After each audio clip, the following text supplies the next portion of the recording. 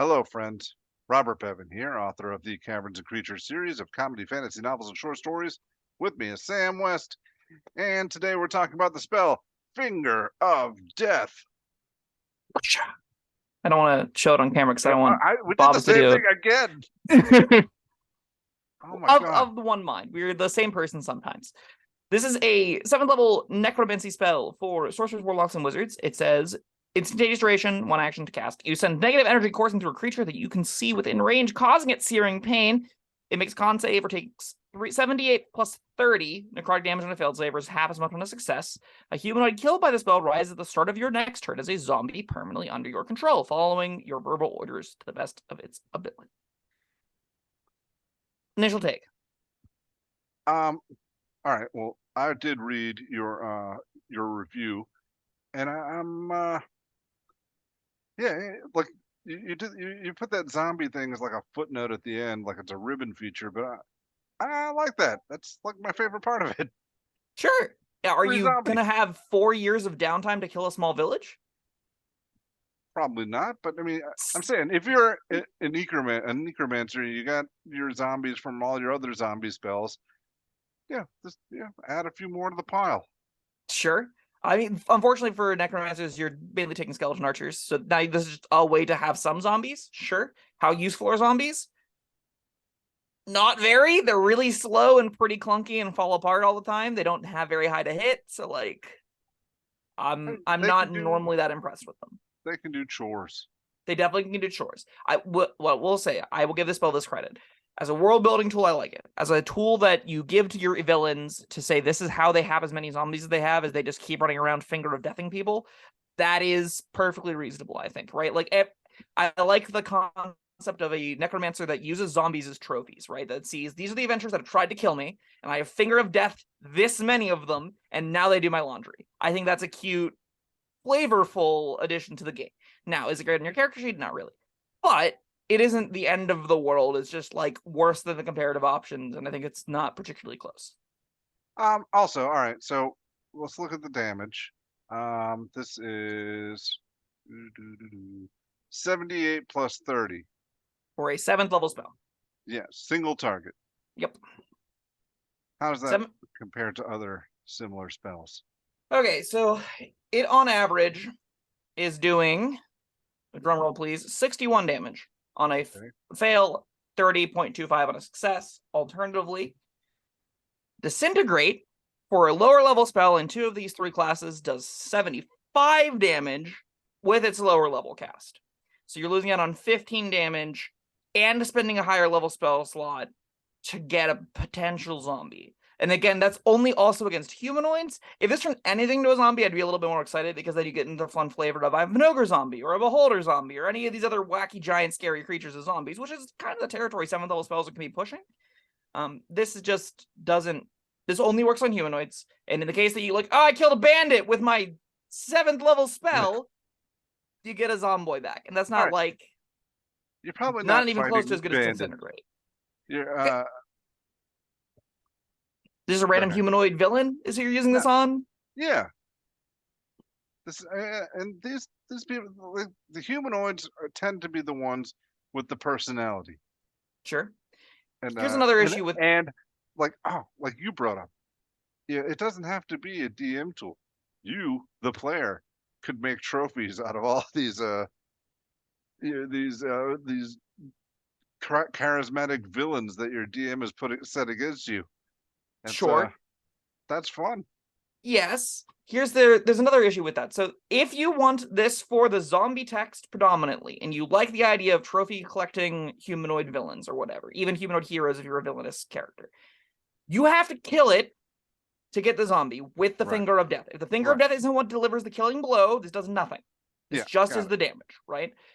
That makes it substantially worse because you're going to try to aim it at lower HP targets. The nice thing about Disintegrate is you don't really care how many hit points it has. If you need it to be dead right now, it's the best damaging option you have that's a single target to say, I'd like you to be dead now, please. If it takes the full damage and doesn't die, you go, no skin off my back, I dealt it, 75 damage. That's fine. If you Finger of Death, and you're like, well, I want the zombie. It's got somewhere in like the 40s-ish of hit points. That's fine. This is worth it. And you Finger of Death it, then you got like a 4th level spell's value out of your 7th level spell and got a gravy zombie that's 1 extra on an animate dead. Like, it's not anything to write home about. If you want a lot of zombies, you could upcast animate dead. That gives you a lot more zombies. Yeah. And then you don't even have to worry about wasting 7th level spell slot on a low HP humanoid, which is kind of niche, right? That's a fairly narrow category still. Whole person that kind of by this tier is wearing off a little bit. Like, Dominate Person's pretty solid, but once we get into the 7th, 8th, 9th level spells, like, we're dealing with Krakens, we're dealing with Liches, we're dealing with big CR 19, 20, 21 creatures at this point as the things you care about spending your 7th level spell slots on, at least. I don't really love spending my 7th level spell slot on Joe the Bandit Leader. Like, yeah, it's got 3 attacks, but it's going to be a zombie with 1 attack. If I'm fighting a Kraken, I'm not using this anyway.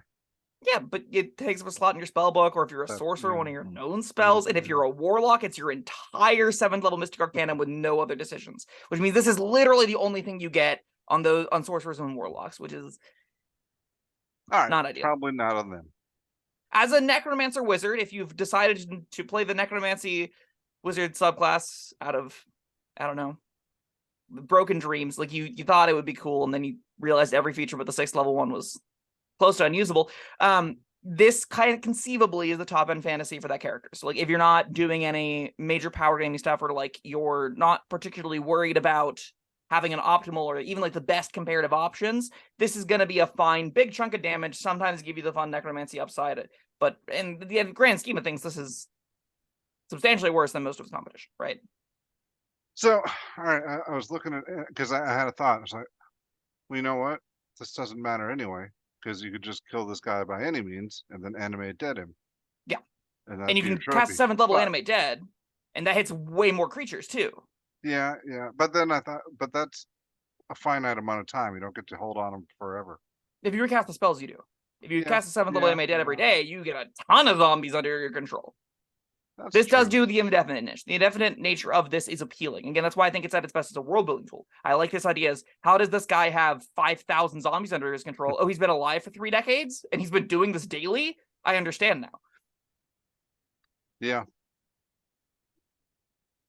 Yeah, it's hard to justify. I'm probably never taking it. But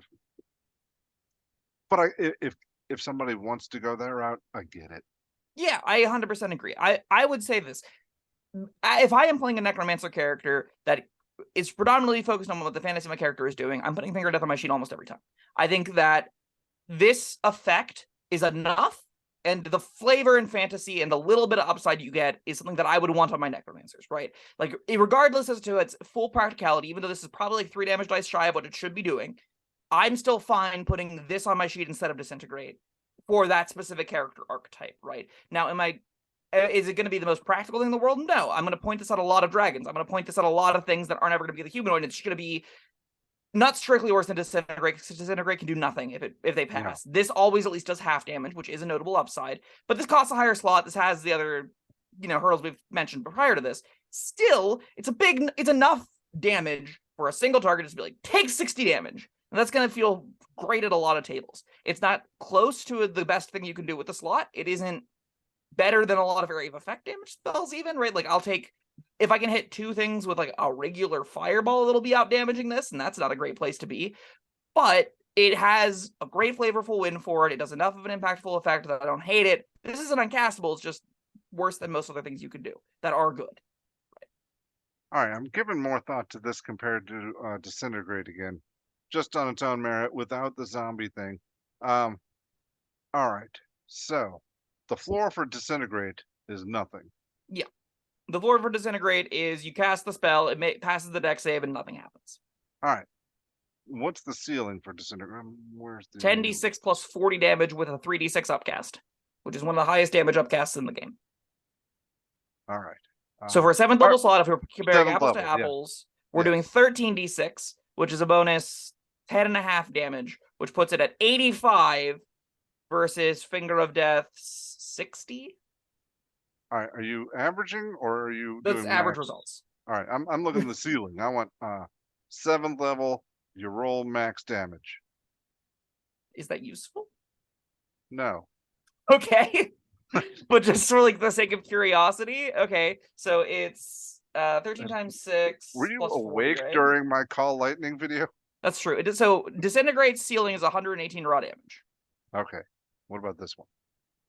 7 times 8 plus 30 is going to be less. It's going to be 86 damage.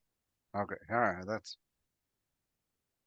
all right. So not as much, either average or maximum, but Yeah. certainly bigger with the floor. And But you can't ever cast it as a 6th level spell.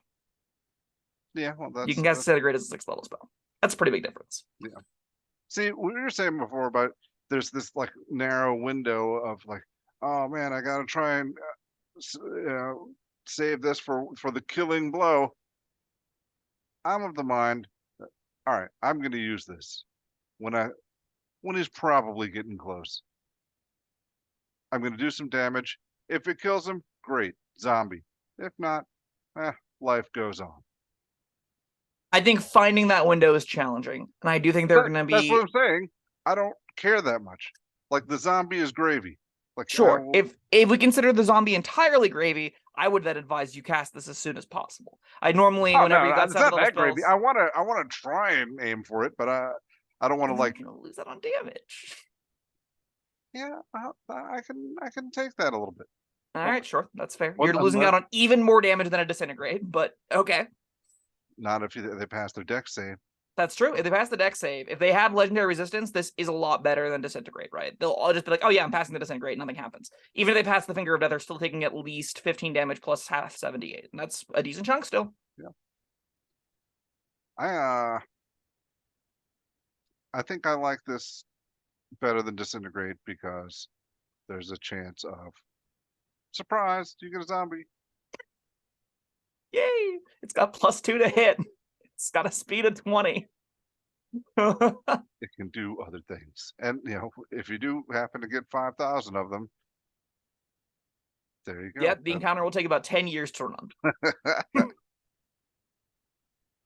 All right. Any other thoughts about Finger of Death? It's kind of harmless. I don't hate it. I like it on villains more than I like it on characters. I definitely put this on character sheets though, so like I can't really fault anyone for taking it. That being said, like it's not good to put on your character sheet. This isn't powerful. It's just big and splashy and fun, and that's fine. Big and splashy fun spells that aren't that great aren't the end of the world. Spellcasters do plenty of buster stuff in the upper tiers. They're allowed to have some mediocre, like, yeah, this is about as good as 3 attack rolls. Got a rating? Probably a 2. It's not the end of the world. It's doing a big chunk of damage. Definitely worse than disintegrate. Most comparable options, I'll take over this every single time. But if you're on that archetype and you like the fantasy, sure, why not? I think I'm almost always taking this over disintegrate, but 7th level on anyone or just necromancers. Well, I mean, if it works, guess what? You're a necromancer. Yeah,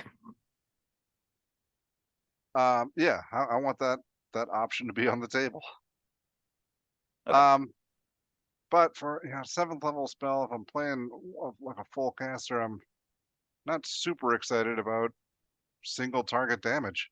Yeah, I honestly think there are plenty of reasonable times to just not have either of these on your sheet. Yeah. Like we're comparing it a lot to disintegrate. Disintegrate's great at 1 single target damage. It's what it's for, but that's not really what the wheelhouse of full casters are caring about anyway at this tier.